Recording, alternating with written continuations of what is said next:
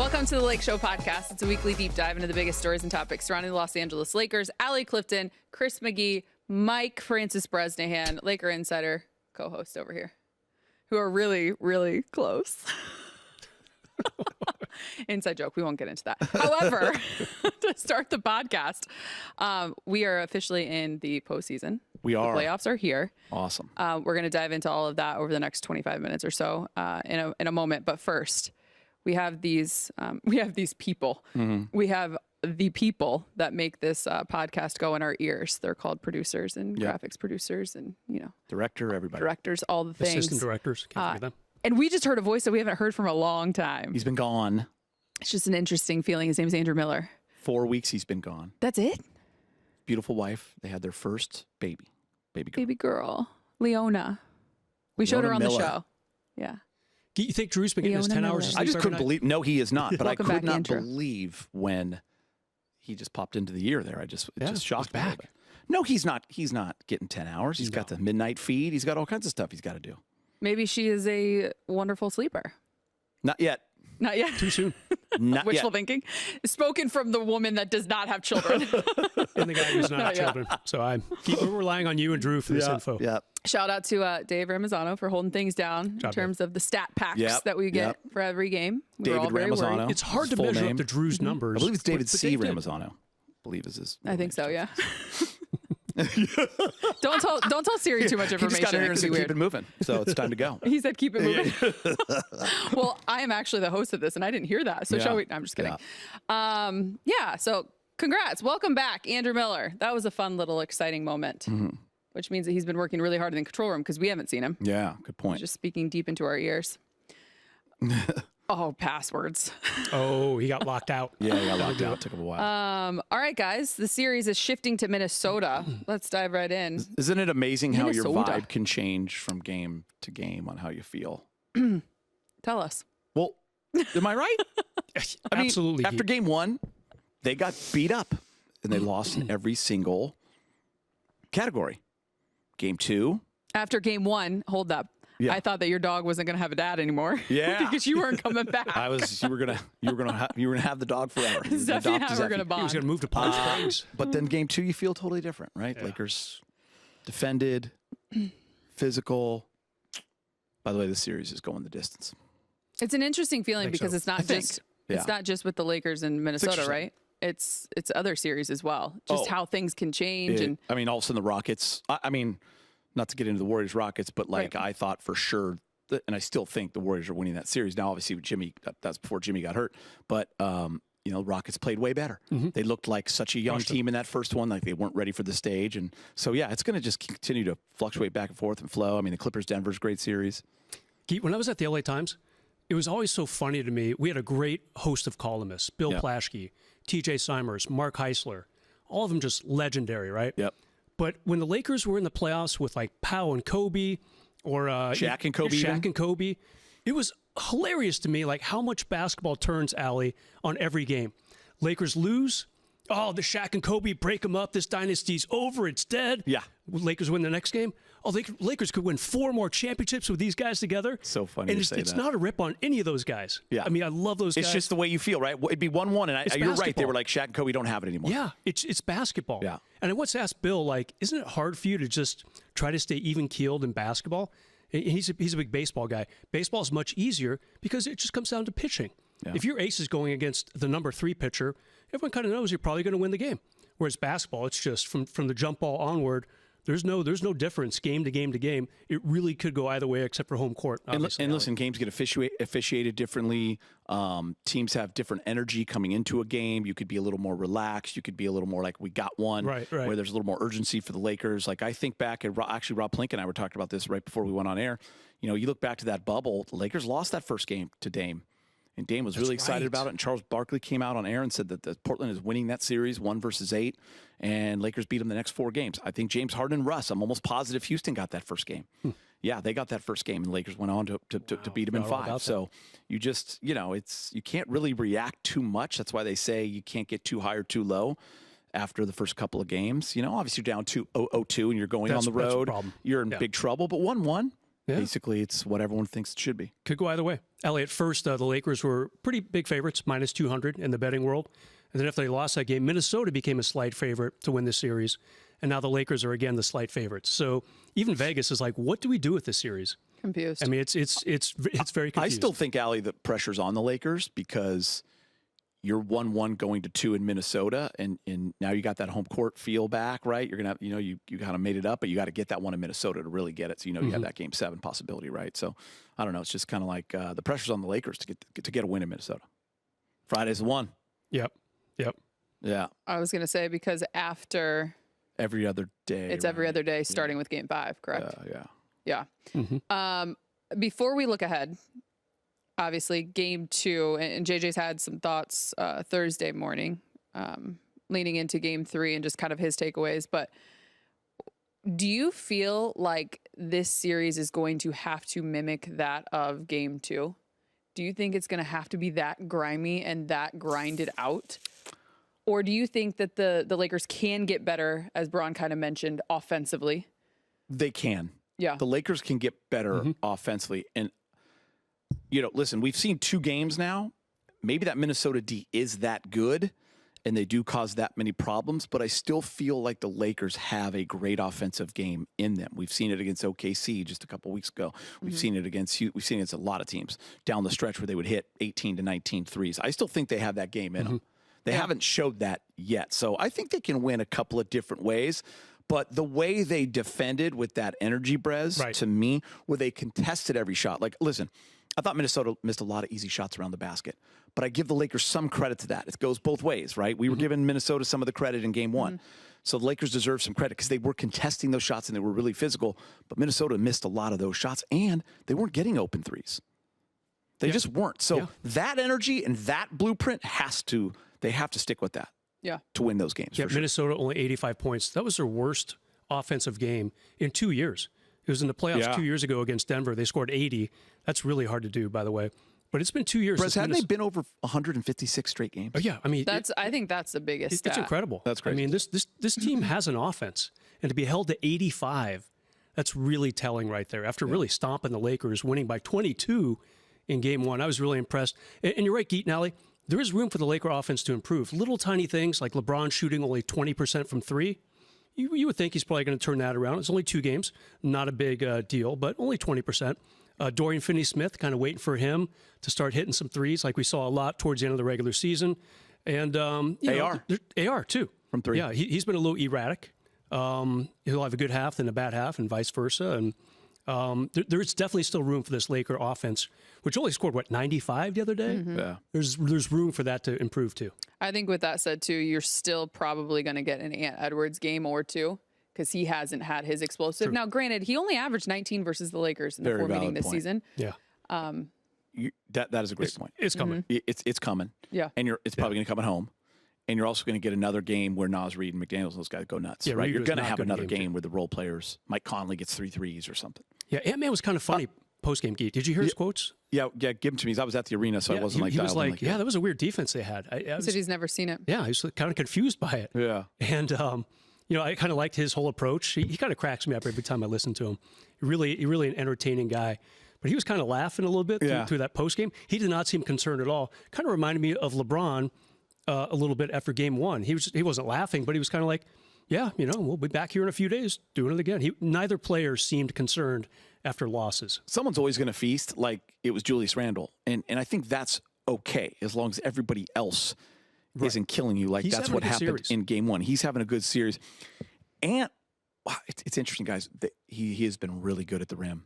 And I'm surprised he hasn't done it more.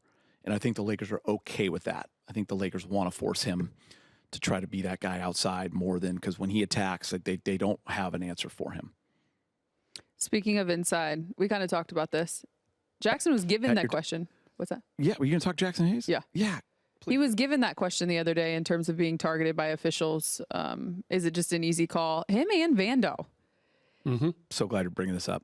Do you see it differently? Are you seeing? I'm wondering if you guys did watching where you get the replays, because in the arena for Game 2, I was kind of blown away by it, but it happened so fast, and you're like, you need to see it, right? Like, remember when they overturned Vandos because of the the crack on the face. Like we saw that one, you know, where I was sitting, like, oh, they got to review that. But I thought, listen, Derek Fisher once said this to us, like in a playoff game, especially, or in an NBA game, but especially the playoffs, you're not going to go after MJ. You're not going to go after LeBron and Kobe and Luka and Ant to give them quick fouls all the time. But you're going to give your fouls in if you're a referee. And sometimes they can just see Jackson Hayes. I mean, that's why I was asking you guys before the show. Were those all legit? Like, he had 2 in 30 seconds. Yeah. And Vando, the second Vando came in, 2 quick ones, and one they took away. Like, I'm sorry, I don't care who you are. If you cannot get into a flow of the game. Yeah. It will take you completely out of the game. Jackson Hayes sets a lot of screens, but he does seem to get nailed for a moving screen every game. And the one I remember second half the other day, I think that was a move. He was moving on the screen. But there were a couple where it's like, I mean, unfortunately for him, Allie, he's just not a factor in the series. And if you had told me he's only averaging, I don't know, 9 minutes a game or whatever, I'd say that's good. Because then that means probably Gobert is being, shot off the court. So Jackson's also not playing, because of small ball. It's not the case. Jackson is just kind of like, he's just not having a good series. I will say, we talked about it right at the top of the game the other day. It's different when you're looking for Jackson to be a lob threat against Rudy Gobert. What Rudy does is stay at the rim. Like, he drops. He's always in drop coverage. That effect there is it's not one that can be taken advantage of versus most teams. I agree. But I'll say this too, which I'm siding with Jackson Hayes on one point here. His energy was great going into that game. He knew he only played 8 minutes in game one. Mm-hmm. He knew he didn't have a good start to this series, and I could tell he wanted to. I felt bad for him. That's why I wanted to know how legit it was, because he had good energy. He was closing out. He was doing all the things you're supposed to fight through, and it was just getting these ticky-tacks fast, and you're gone. Yeah. Because they're going to need, I'm telling you guys, they need Vando in this series. Yes. You're going to need Jackson at least, but listen, Gobert's not doing much, but, you're going to need Jackson 10 to 15 minutes. You just are. One more point from game 2, being down there. Big Game talked about it because he was right there. I didn't even know where he was. He was in the ROP seats. He's in ROP seats. I know. I didn't catch that because we weren't together. So it's funny that's where he was. I realized it later, funny. obviously. He got the upgrade. I mean, I was okay with having a little more space on my seat. Those seats they pack us in. They pack it in, but great view. I had Wilbon next to me. I was telling Allie what a legend he is. Chanae, who said she missed us. Love Chanae. And then no Big Game on my left, so I had a little leg room for your boy. But you lay down at halftime, take a little nap. JJ's moment that obviously has circulated and got so much attention. Did you feel anything down there? Did you guys know it at that end? So it was on the other end. Right. AJ, our boss here, one of our bosses here, told me he saw it from he was looking and saw it. Like, so if you were zeroed in on it, and obviously all the media on that side. Yeah. But where we were, you just can kind of get blocked. It was the other end. Yep. I was the other end. So at night, of course, I was like, yeah. And they asked him in the right, postgame. In the postgame. So I was like, God, what did I'd heard it, but I didn't know. Yo, live? The cameras picked it up? Oh, yeah. It was real. And it was awesome. Yeah. F-bombs. But as we talked about, going on. I mean, he gave it all. They responded. And then the video, though, stops. It stops right in time, at least all the videos I'm seeing. After he mother F's everybody and does all his thing, he storms right at those guys. Yeah. Like, he has a moment, 2 quick seconds, he stops, and he goes right for him, and the video cuts out. I'm like, no, keep it going. You didn't see where he went into the huddle? He laid into them for actually 10 seconds, right? Yeah. Oh, yeah. He kept going. So I didn't see that He's part. fearless. Yeah. I love that. And then it's disappointing, real quick, that he didn't get much love in the Coach of the Year voting. Now the NBA is starting. Where did he end up? Well, it's weird. I think there's a couple Coach of the Years, and they go with 3 guys, right? Yeah, Brez? yeah. And was he top 5? In one of the voting results I saw, he was not. The other one I think only goes top 3, and I don't think he was that either. What? So a little disappointing. It was to see who? Kenny. And Kenny won the Coaches Association. Okay. JB. Bickerstaff won the. There's the NBA one sponsored by the NBA. Then you have there's too many Coach of the Year awards. It's a little ridiculous. One by the association coaching union, basically, and one by the NBA. The I saw top Donovan 3, Mitchell tweeted something. I was trying to follow what he was. and those guys have great cases for By the way, absolutely. in OKC, I mean, they won 900 games. Yeah, but for JJ to not be, I mean, listen, Ime, that award always cracks me. Yeah. I mean, 14 to 2. He goes from a 14 seed to a 2 seed. Seriously, like those That's coach of the year. That award always cracks me up. They all deserve it. But JJ did a great job. I know. Yeah. He deserved He really love. did. He deserves some love. That award's silly, though. I've talked to Phil Jackson about it in the past. He won it one time in his career, coach of the year. Kind of like Kobe winning MVP only once in his career. I was going to say, it's kind of like MVP. People just get bored. It's a little ridiculous. Is that what that is? Yeah, I mean, Phil could have won back-to-back 60-game seasons. Yeah. And it'd be like, oh, well, you have MJ and Scotty. Or, well, you have Shaq and Kobe. So we're going to go with this guy who was supposed to win 20 games and won 43 games instead as the coach of the year. That's pretty funny. That's one of the sillier awards, but I thought JJ would get a little bit higher in the in the ballots. Hey, he's in the series now. Remember, he was admittedly thought he didn't do a great job in game. Lakers, but the Laker players backed him though. I like that after game one, saying, "No, we had a plan. Yeah, we had a good plan. We just didn't execute." Yeah. And I don't think we talked enough. I don't feel like we talked about it enough in the post game after game one. Just the balance of that week off, and not only the week off, but a handful of the guys actually hadn't played in like 10 days because of. Yeah. Big Game mentioned that in the pregame. Yeah, I didn't think about it. And it is true. Like it's like in baseball too, right? Like you take a week off, take a couple weeks off football, whatever. You have that bye. Obviously, you get the rest, so your body feels good, but you could lose a little rhythm. You just hope you're professional enough to be able to snap out of it quick enough. Yeah. To then gain it back. I think that was our biggest concern. Like when we were doing the shows last week, before game two, it was always just the way they lost. Yeah. Right. That was the concern because that's what, and you had 3 days to think about it and talk about it and marinate on it because it was like the way they got beat up, physicality, and that word's just blasting on every airwave. And, Lakers didn't have that sense of urgency. And that bummed me out watching that game from a distance, not at the arena, but as a fan watching on TV, like, where's our fire? Yeah. You know what I mean? So I was a little bummed. So that fire was there in game two. Yeah. You felt that. So the staff deserves credit there, and so do the players. Yeah, chippy too. Vandal got into it a little bit. Austin Reeves kind of staring down. I think it was Naz Reid. Naz Reid told him, "I'm that back going and forth to was amazing. slap you." I'll say. Yes. And he said, "I'll slap you." And then he gave him a nice. Yeah. F you. How about that? I like that. I loved every, and I am absolutely here for all of it. Yeah. Naz Reid, not a small man, Geet. And Austin doesn't care. He doesn't care, and I just want everyone to fight. It's so great. That's like TJ McConnell in the Indy Bucks series. Yeah. So funny. Dude, how about when Dave was in street close game one, he wanted to fight Tyrese Halliburton. Yeah. Like for real. He was ready to go. So good. All right, looking ahead to game 3 before we take this break.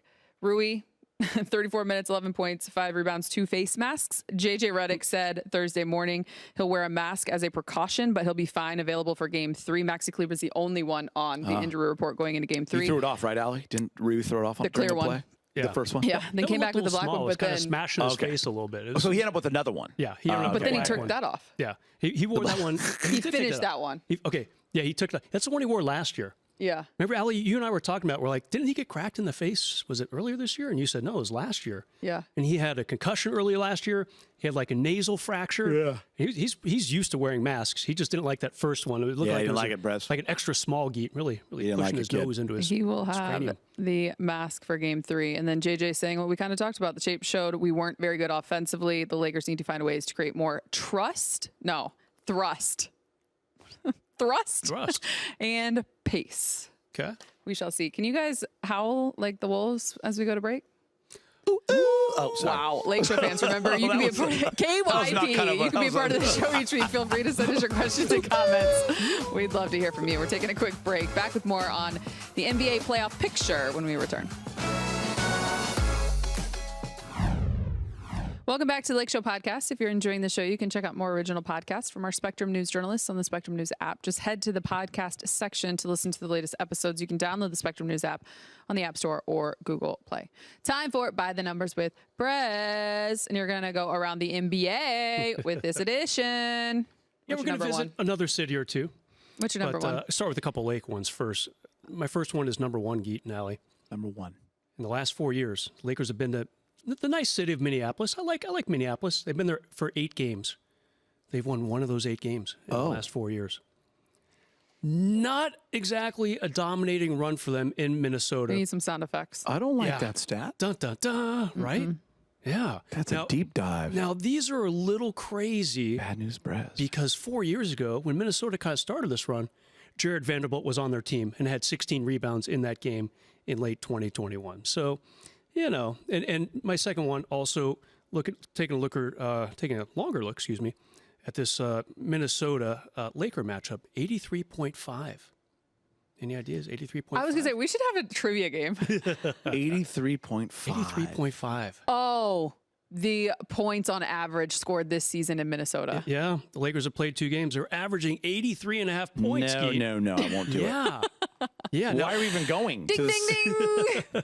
This is totally becoming trivia. We're down 3-1 already. It's over. Yeah, we are.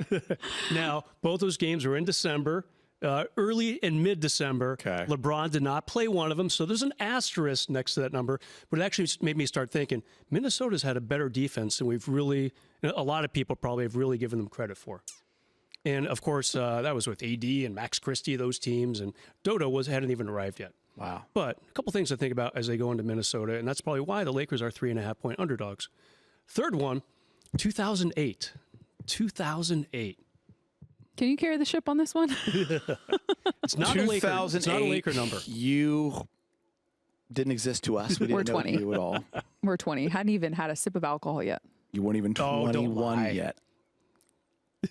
2008, Winky Kobe face. was MVP. Yeah. Was he not? Yeah, I believe it was. Lakers lost Right in around Boston there. that year. Yeah. It's a Detroit Pistons number. We're going outside the LA sphere. Oh, so last time they won a series? Last time they won a series. Wow. 17 years ago. Good job, Keith. God, how many freaking clues did you need, bro? I'd faded out for a minute, but I'm so back. Dude, Brez has me so rattled in those first two. I know. Stopped listening to I it. should have thrown one positive Lakers stat in there. No, don't do it.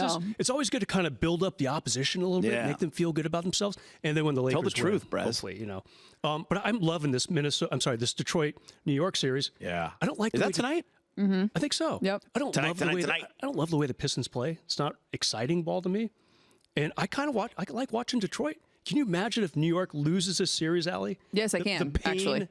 in New York City that's Yeah. going to happen. I mean, Wow. That was my hot take that the By the way, Pistons could beat the Knicks. Pistons winning in Really? MSG Yeah. was awesome. I thought it was a hot take, but I don't think it is. It was awesome watching the Pistons win in MSG. Cade responding. Cade responding. You've been high, Memphis by the gonna way. show up. You've been high on. Let me finish my Yes. thought. I've been You've high on a lot of on- things, Allie. Yeah. You've been high on the Pistons since December 22nd when they came into LA and they beat us that way. And you're like, yo, these kids, these I cats. watched the way they play. And I was like, oh my God, get out of here. Where I would You're messed right. up was in our wins pool out there in the office when I did not pick them, and I had a chance to pick them, and I just did. But they won 14 Beemore games won it. last year. Voice of God won. Why? it. Just I say know. Beemore won. They're good, man. They're a good team. How much time we got left, Beemore? 2 minutes. minutes. Okay, we're going to skip all NBA. We're going to go off the map for a second because as we're recording this, the NFL draft begins today. And I want to know which Laker player, you guys got 2 minutes, figure it out. Player not named LeBron would be the best draft prospect. That's a really good question. You're welcome. I'm going to go with Beemore, Joe. wow. I'm going to go Jared Vanderbilt. Damn it! That was going to be mine. Put him on the edge and let him absolutely dominate people. Yeah, I could see him be. How much does he weigh? Dude. Is he outside? He might be a little light for an outside linebacker. Maybe like a strong safety, just coming over the middle and taking out ball carriers that get through the front seven. I like Jared Vanderbilt as a football player. Jackson Hayes' dad, football coach. Oh. Jackson played Football. Throw him the ball high, Brez. Watch him feast. You think Luka would be a good quarterback? You think that would translate well? You know what? He could have a little Patty Mahomes in him. I was going to say, if you get him a freaking line to protect him. Little weirdo, like stall, and then back that way. For shout. Yeah. Patty, you called him Patty Mahomes. Patty Mahomes. Patty Mahomes. I mean, I've interviewed him, you know. Yeah, No big you deal. guys are tight. Yeah. No big deal. Oh, Oakley, Team Oakley. O-Town? That's right. You got to talk to him. How'd your volley game go this morning? I don't walk well now. I really... Yeah, you hurting? Getting old is tough, guys. Let's just hope that LeBron James is not feeling old and he is feeling good, because I could not play in a basketball game. But the Lakers are going to be rested and ready for game number 3. Do you want to reveal the street you play on so we can all come watch you, our loving audience? Longfellow Fool. There you go. Wow. Longfellow 28th. You give way too much information. There's no Barneys out there that are coming by. How about you tell them all that you have a Who's coming text by chain? to watch How me about play you? ball? How about you let everyone know you have a text chain entitled Allie Clifton? There's a tell all your text chain friends. out there, guys, Thanks called to all of you Allison for Clifton. listening to the Get Lake Show text chain. podcast. on it. If you like what you hear, leave us a rating and Valky is review. the We leader. love you. Until next week. Valky. Peter titles his text Allie Clifton. Dude, Until next week. more. There's no text except for that one on Did you know there's a new way to watch your favorite team, and it's available exclusively to Spectrum customers this season? You can watch Lakers games on Spectrum SportsNet Plus with the NBA app on us when you add internet and at least one mobile line. This offer is a slam dunk total value of $194.99. To learn more, head to spectrum.com/getlakers.